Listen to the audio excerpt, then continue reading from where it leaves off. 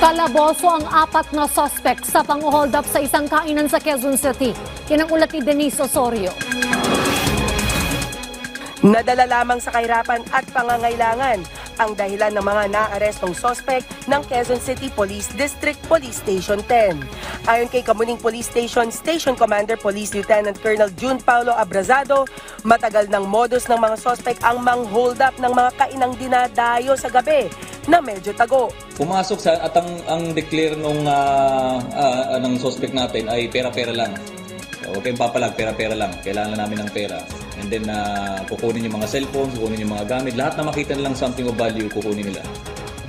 Mabilisan, pagkatapos sila makuha, lalabas sila agad. Ayon pa sa mga arresting officer, grupo rin nila ang nakikitang nang-hold up sa mga nagva-viral na CCTV footages sa social media na nangyayari sa Bulacan at sa Rizal. Aminado man ng mga naaresto, hindi naman raw lahat ng nangyayaring hold-upan sa mga kainan sila ang gumagawa. Hindi naman po lahat kami po, hindi po.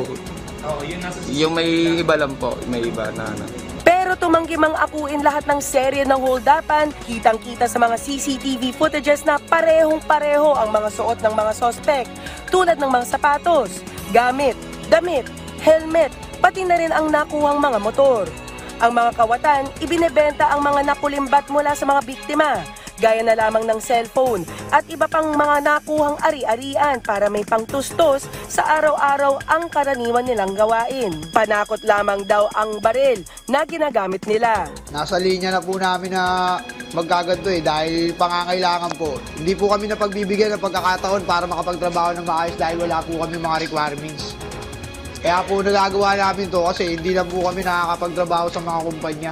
Hindi na po kami natatanggap. Dating mga bilanggo ang mga sospek na sa kulungan na nagkakilala pero nang makalaya, pag nanakaw na ang naging gawain.